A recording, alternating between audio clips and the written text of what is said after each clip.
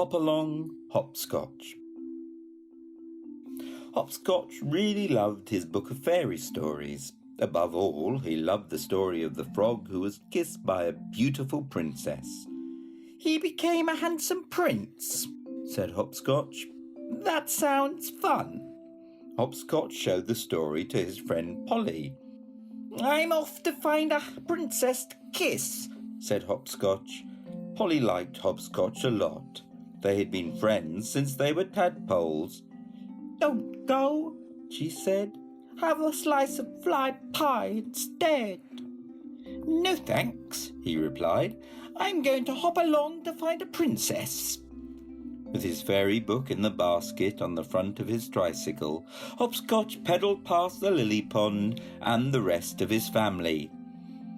"The fly pie is fantastic today," said Polly, but Hopscotch simply smiled. Hopscotch headed over the hill, steered under a bridge, and sped round a corner past 3 big toads on bicycles. "Look at him," said the biggest toad to the other 2. But Hopscotch didn't notice them because he had caught sight of a princess.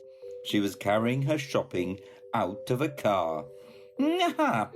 Time for a kiss," thought Hopscotch. He left his tricycle and hopped over to the princess excitedly. She saw the frog's large smiling lips ready for a kiss. "Eek!" screamed the princess. Her carrier bag shot up into the air. Her shopping flew everywhere. One bag split apart, showering flour over the 3 big toads. They had followed Hopscotch on their bicycles. Whoop! Whoops! Wallop! The toads crashed into each other, but Hopscotch didn't even notice. "Eek! Eek!" The princess screamed even louder, speeding into her palace with Hopscotch hopping along behind her. She slammed the door in his face. "That wasn't much fun," moaned Hopscotch as he pedalled home down Long Lane. He didn't even notice the 3 toads blotched with flour behind him near the railway line. In Midsummer Wood, Hopscotch saw a second princess. She was picking some flowers. "Come on, Hopscotch, hop along." He pedalled faster. Suddenly, from behind a tree, came a terrible sound. Woof! Woof! Woof! A huge dog hurtled towards Hopscotch. Turning his tricycle, Hopscotch swerved and skidded through a dirty puddle. He just missed a mole on roller skates. The barking dog was catching Hopscotch up. "Oh dear, oh dear!" Hopscotch pedalled quickly round a tree. Thump! His tricycle hit a fallen branch. Whee! Hopscotch looped the loop and fell onto his back. A shiny black nose came closer and closer and closer. A large pink tongue came closer and closer and closer. "Banjo! Here, Banjo!" a voice shouted. Banjo the dog stopped, turned and bounded off. "That wasn't much fun," said Hopscotch as he trudged back to his tricycle. He cycled away from Midsummer Wood and through a field by a winding stream. There he saw a 3rd princess. "Hello," he said. "I'm Hopalong Hopscotch." The princess greeted Hopscotch with a great big smile which spread across her face. "What a pet," she said, picking him up. "Cute and nicely green." Hopscotch got his lips ready for a really magic kiss, but the princess popped him into a large glass jar and screwed the lid on tight. "Hey!"